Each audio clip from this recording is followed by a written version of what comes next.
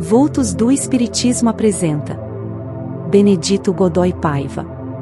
De 1885 a 1962. Nascido em São Paulo no dia 19 de abril de 1885, e desencarnado na mesma cidade, aos 17 de maio de 1962. Durante mais de 25 anos, um orador era invariavelmente requisitado para a maior parte das festividades de cunho espírita realizadas em São Paulo.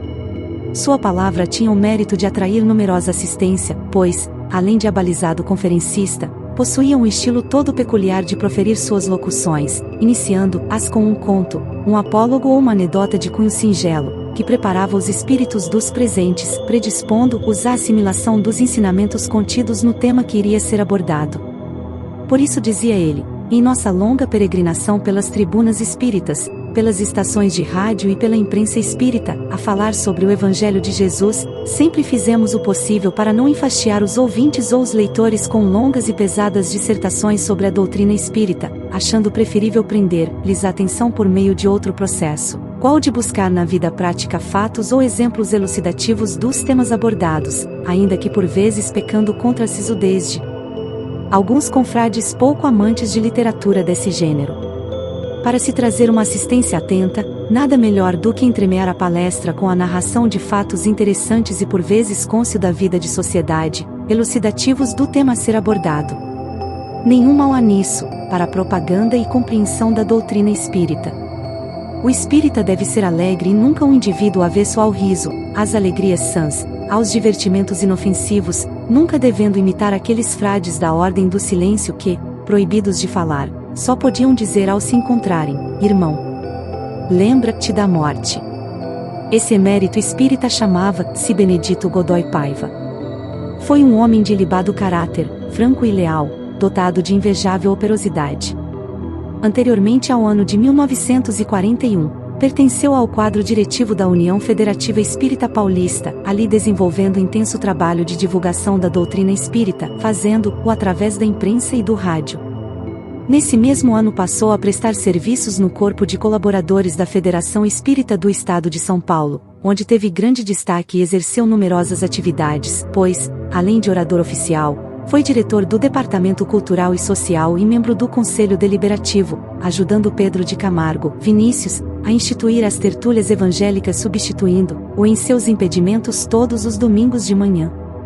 Colaborou decididamente na fundação da Escola de Aprendizes do Evangelho e de outros cursos ministrados por aquela instituição, assessorando os trabalhos de preparação de apostilas e livros para os aludidos cursos. Em 1947 tomou parte saliente na fundação da União das Sociedades Espíritas do Estado de S. Paulo, formando a comissão da redação final das deliberações do primeiro Congresso Espírita do Estado de São Paulo e integrando o primeiro Conselho Deliberativo daquela entidade. Os dados biográficos que se seguem foram obtidos da Profa. Zilda de Paiva Barbosa, uma das filhas daquele grande ceareiro. Benedito Godoy Paiva enviuvou 2 vezes, deixando 7 filhos, netos e bisnetos. Aos 16 anos de idade, após ter feito o curso ginasial no Externato Molina, estudou e completou os cursos de geometria, matemática e de língua inglesa, ingressando então como funcionário da Estrada de Ferro Sorocabana, em 1901. Entretanto, fez ainda o curso de contador na Academia de Comércio do Brasil, a qual frequentou à noite, passando depois a trabalhar em horas extras como guarda-livros, a fim de equilibrar a economia do lar. Aposentou-se após 46 anos de serviço naquela ferrovia, deixando uma grande folha de inestimáveis serviços a ela prestados, com toda dedicação e eficiência. Fez carreira brilhante de praticante a assessor administrativo, chegando a chefe do escritório do tráfego e chefe-geral do expediente do Departamento dos Transportes, onde recebeu elogios em sua folha corrida. Tomou parte em inquéritos administrativos e em outras comissões que lhe foram confiadas, por conhecer profundamente todos os regulamentos e ordens expedidas pelas administrações anteriores. Foi jornalista, colaborando na imprensa religiosa e profana, sendo redator de uma das colunas do Diário de São Paulo. Como poeta e charadista colaborou em Nossa Estrada, revista cujo nome foi sugerido por ele e aceito por votação por todo o pessoal da Sorocabana. Era músico. Executava cerca de 6 instrumentos, porém, a sua predileção era pela flauta. Compôs diversas músicas e foi seresteiro. Fazia serenatas sob as janelas, nos tempos da velha São Paulo. Frequentou a igreja evangélica, onde era organista e regente do coro.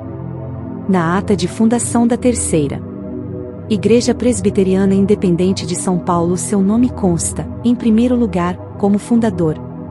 Conhecia profundamente as Escrituras e dos Evangelhos tirou ensinamentos sublimes que o nortearam em toda a sua vida, tão útil à família e à humanidade.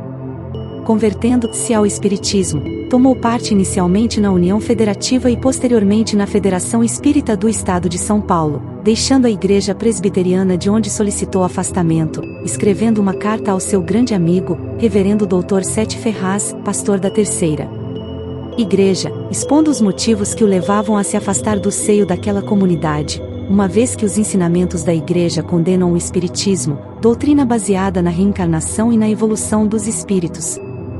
Foi uma nova fase em sua vida. Dedicou-se inteiramente à doutrina espírita.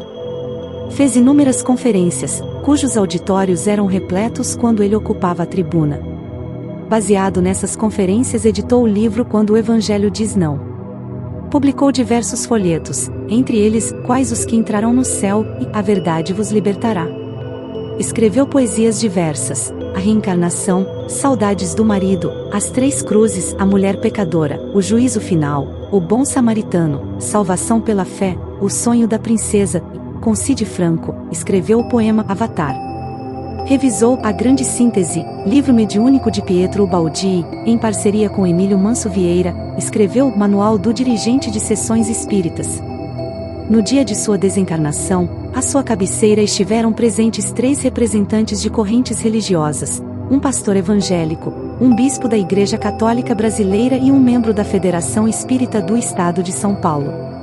Todos lhe tributaram a Deus com o mesmo carinho.